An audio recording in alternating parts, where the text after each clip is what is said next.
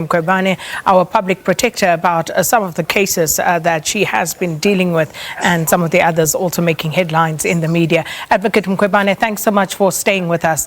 Now, let's pick it up here. You wrote to President Ramaphosa asking him to rein in Transport Minister Fikile Mbalula and to protect the public protector, to ensure the officer's independence, impartiality, dignity, effectiveness, and so on. Speak to us about that. Why did you feel the need to write to the president in this regard? Sakina, ministers are serving at the discretion of the president, and the ministers have taken an oath of office to be obedient and abide by the Constitution. And the public protector is a constitutional institution, and the minister is expected to support and to also make sure that the institution is afforded the respect which it deserves. And the minister cannot just mention that the public protector is being used by those he is fighting against for their own political battles. We are a constitutional institution. We are not involved in the political factions or fighting.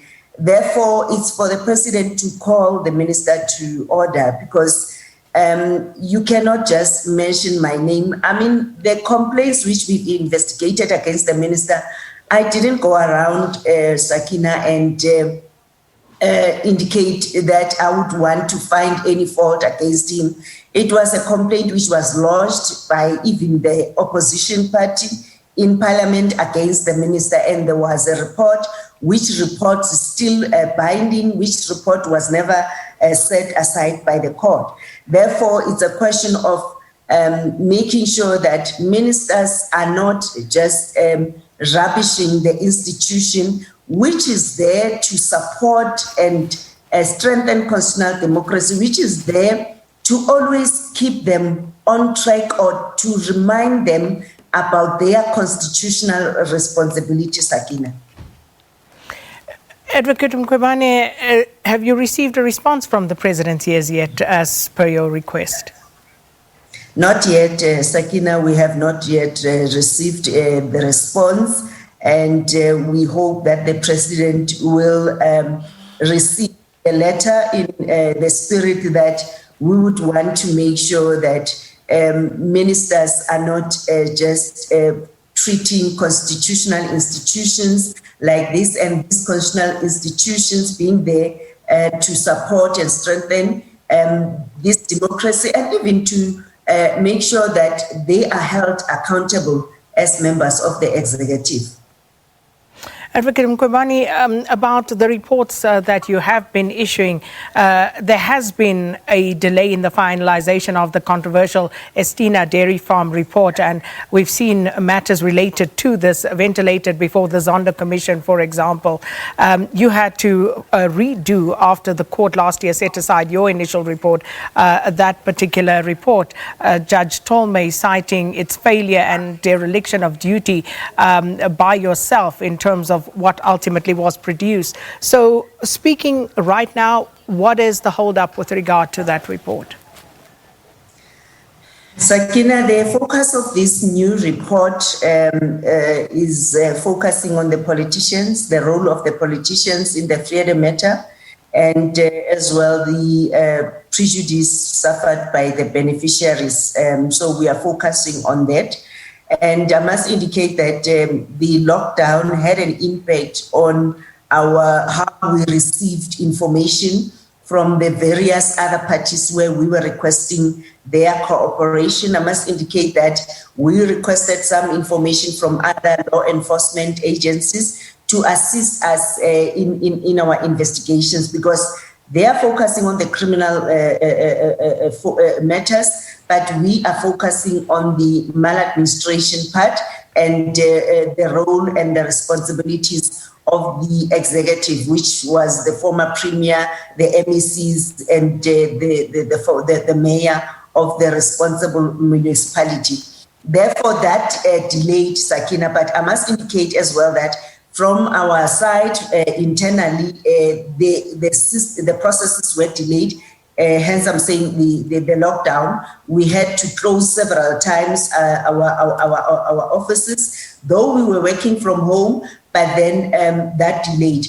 And now we have issued the Section 79 notices. Section 79 notices are giving the parties who are implicated an opportunity to respond to those allegations, Sakina. And I must indicate that they've requested extensions to respond. In terms of the public protector rules, they're supposed to respond within 14 days, and they've asked for an additional period to do that. And to be fair to them, Sakina, we have given them an extension.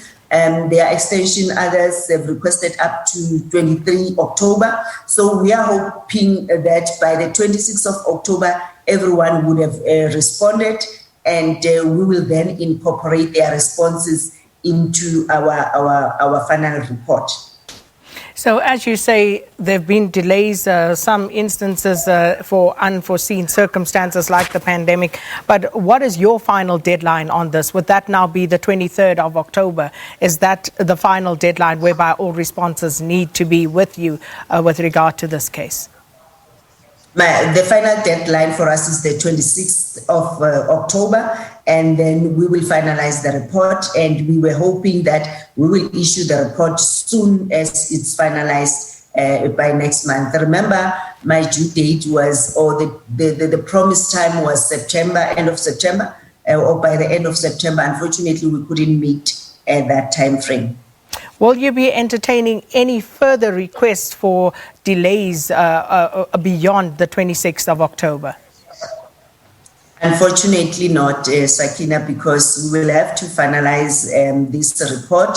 It's long been pending, though it was still within our time or service standards time frame, because I indicated when I met with the portfolio committee that such investigations, they take up to 24 months to finalize. So we wouldn't entertain that. We would, in fact, we pleaded with them at least to respond, because some of them are even using attorneys to respond. We have gladly given them that opportunity to prepare their responses to the Section 79 notice, and others were requesting the recordings of the meetings we held with them, which we gladly provided, so that they can confirm what they told us under oath. Indeed, it's what is in the recordings. And exactly how many respondents are you awaiting responses from as per the notices that you've issued? We're waiting for up to 5. I think it's the former premier, the former MECs, 2 of them, the former mayor. In fact, he's still a mayor. And we have received a response from the former HOD, Mr. Tabete. So we are waiting for the 4 responses. So that would be former Premier Mr. Isma Khashule, MEC Musebenzi Zwane, the MEC other MEC? Yes, Kabate. Then, Kabate. Yes, the HOD. Yes, Mr. Tabete. And then the mayor, Mr. Mufukeng of the local municipality where the land which was utilized belongs to, and a number of beneficiaries are residing around that local municipality. So the 26th of October is the deadline. Just a final question. Deadline for responding, Sakina. For responding, yes. Yes, the report will be issued next month, which is November. Fair enough. And just a final one with regard to the High Court in Cape Town dismissing, your bid to stop the impeachment process, as it were, in Parliament against you. What's your view on that? Sakina, I'm not stopping the impeachment process. I indicated several times that I'm willing to undergo scrutiny. I'm willing to account.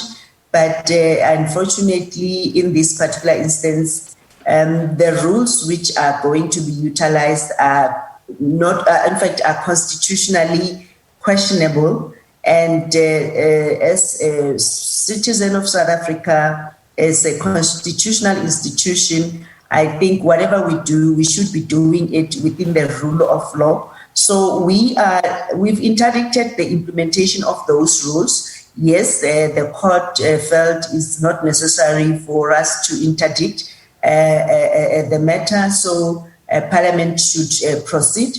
And the process now is that I must indicate that the legal team, which is led by Advocate Mpofu SC, they are willing to, because it was a matter of discussing and also checking matters of law, and they are willing to, they've prepared appeal papers pro bono, Sakina, I must indicate, because they would want to make sure that there is a fairness and the rule of law is respected, and they've filed the appeal.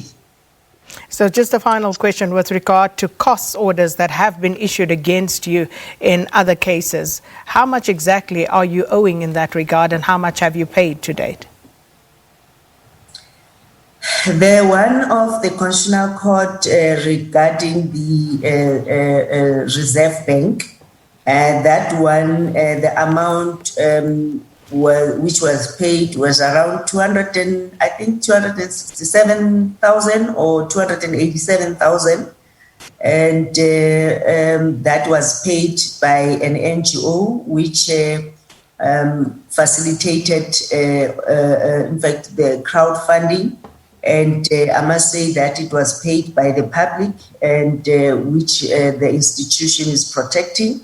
And the second one is this one, which was issued by Judge Tolmay. We appealed to the SCA. SCA indicated that there are no chances of success, and even the Constitutional Court dismissed that matter. So I'm waiting for the calculations from the legal teams of how much should I pay in that particular aspect.